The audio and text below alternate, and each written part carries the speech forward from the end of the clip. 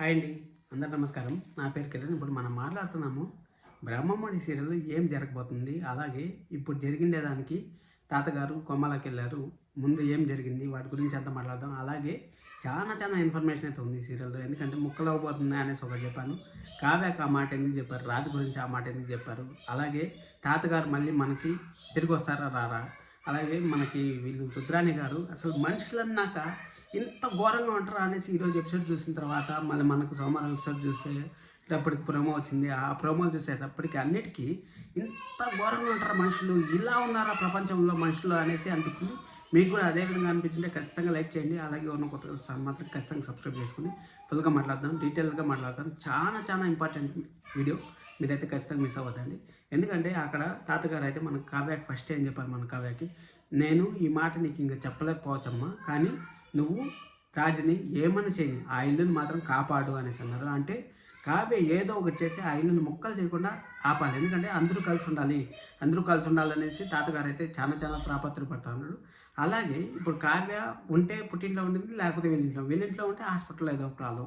ఈ విధంగా రొటేషన్ అవుతానే ఉంది. అపర్ణ గారి ప్రాబ్లం అయింది, ఇప్పుడు తాతగారి ప్రాబ్లం అయింది, మళ్ళీ తాతగారికి కోమాలోకి వెళ్ళారంట.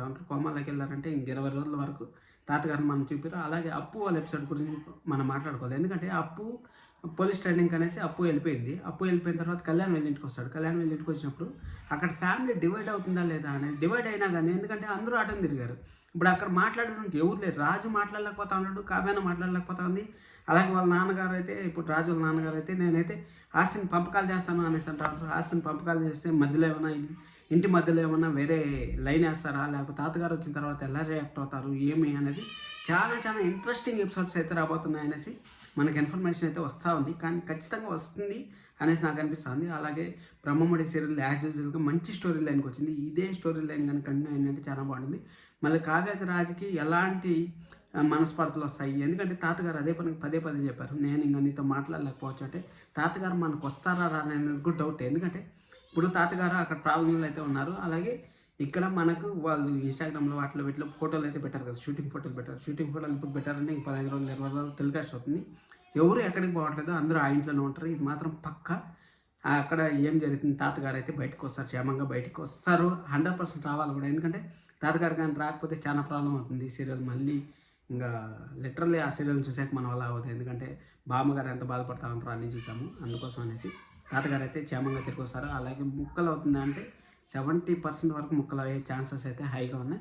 మళ్ళీ తాతగారు వచ్చిన తర్వాత అంతా కలుపుతారు. అలాగే అప్పు ఎపిసోడ్లు ఇంకొన్ని రోజులు ఉండకపోవచ్చు అని నాకు అనిపిస్తుంది. అంటే అక్కడ పోలీస్ ట్రైనింగ్, ఇక్కడ కళ్యాణ్ కూడా మళ్ళీ దిగ్గరాల ఫ్యామిలీలోకి వస్తాడు అనిపిస్తుంది. మీకు ఎలా అనిపిస్తుంది కామెంట్ చేయండి. అలాగే ఇంకో వీడియో చూస్తున్నాను, ఖచ్చితంగా నచ్చింది అనుకుంటాను. లైక్ చేసి వీడియో చూస్తున్నాను. Thanks so much, love you all, by by.